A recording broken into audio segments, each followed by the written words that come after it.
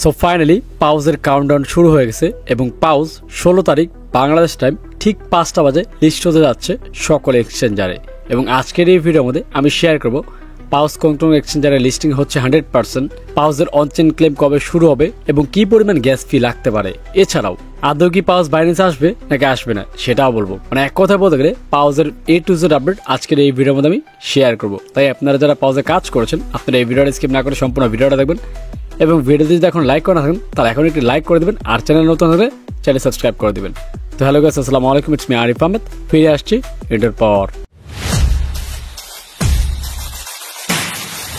তো এখন সরাসরি চলে যাবো আমি আমার অফিসিয়াল যে গ্রুপটা টেলিগ্রাম সেই গ্রুপের মধ্যে, কারণ সেখানে কিন্তু সব ধরনের আপডেট আমি সবার আগে প্রোভাইড করে থাকি। যার কারণে আপনাদেরকে সবসময় বলি যে যারা টেলিগ্রাম গ্রুপে জয়েন করেনি আপনারা অবশ্যই জয়েন করবেন, কারণ সেখানে কিন্তু সব ধরনের আপডেট আমি সবার আগে শেয়ার করে থাকি। তো এখানে দেখতে পাচ্ছেন একটা পোস্ট করেছিলাম যেখানে কিন্তু কাউন্টডাউন হচ্ছে পাউজের WCTর কার্নালের। তো কার্নাল হচ্ছে মেগা ড্রপ ছিল এবং WCT হচ্ছে আপনার একটা টেস্টনেট ছিল। এগুলো যারা জয়েন করছেন আপনারা এখান থেকে ভালো একটা পেমেন্ট 100% পাচ্ছেন, আর যারা পাউজে কাজ করছেন আপনারাও কিন্তু ভালো একটা পেমেন্ট এখান থেকে পেতে যাচ্ছেন। তো এখন হচ্ছে দেখতে পাচ্ছেন এখানে আপনার 14 তারিখে কার্নাল, 15 তারিখে WCT এবং 16 তারিখে পজ, এবং সবকিছু মিলে এই 3টা দিনে ভালো একটা পেমেন্ট সকলে এখান থেকে পেতে যাচ্ছেন। এখন এই যে এক্সচেঞ্জারগুলো দেখতে পাচ্ছেন পাউজের, এগুলো কিন্তু কনফার্ম করা হয়েছে পাউজ থেকে। এখন উপরে যে এক্সচেঞ্জারগুলো দেখতে পাচ্ছেন আপনার বাইবিট, কুকয়েন, MEXC, বিটগেট, গেট.io, উইক্স এবং STX, এই কয়টা এক্সচেঞ্জার মোটামুটি কনফার্ম করা হয়েছে যেগুলো লিস্ট হতে যাচ্ছে। এবং এখানে আরো কিছু এক্সচেঞ্জার অ্যাড হতে পারে, যেমন বিংএক্স আছে, এল ব্যাংক আছে, এরকম আরো অনেক এক্সচেঞ্জার আছে যেগুলো হয়তো ফিউচার অথবা সাথে সাথে অ্যাড হতেও পারে। তবে আমি কনফার্মেশন পেয়েছি এই কয়টা এক্সচেঞ্জারের, যেটা আপনাদেরকে দেখিয়ে দিচ্ছি। এখন এখানে অনেকের কনফিউশন যে পজ কি বাইন্যান্স এবং OKX আসবে নাকি আসবে না। তো দেখেন এটা নিয়ে এখনো কোনো 100% বা কোনো ক্লিয়ার নিউজ পাওয়া যায়নি যে আদৌ কি পজ বাইন্যান্সে আসবে কি আসবে না, বা OKX আসবে কি আসবে না।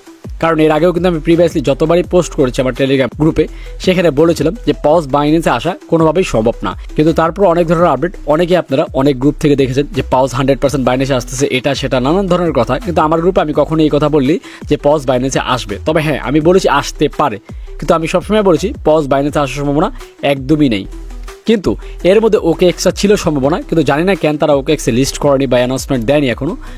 যদি কপাল ভালো থাকে তাহলে শেষের আগের দিন OKX থেকে পজ লিস্টিং এর আপডেট চলে আসতেও পারে। এখন দেখা যাক, সেটা আমরা জানতে পারবো 15 তারিখের মধ্যে।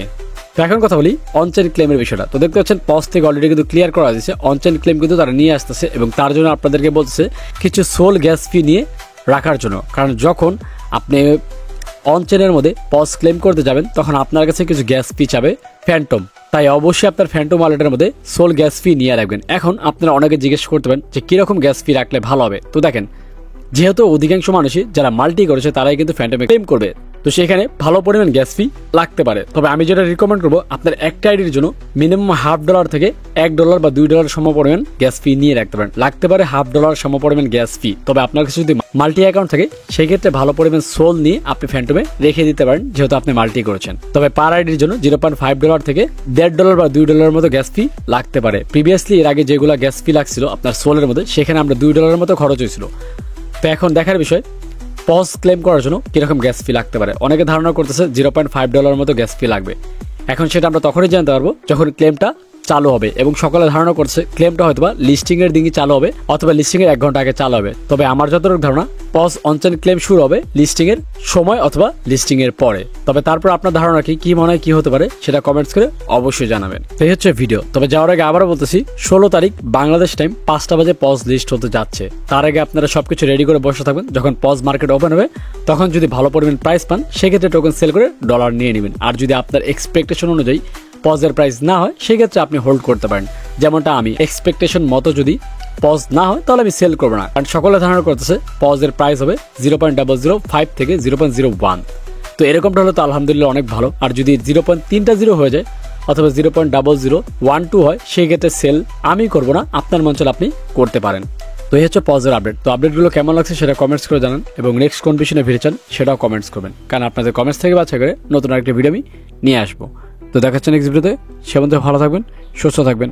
আল্লাহ হাফিজ।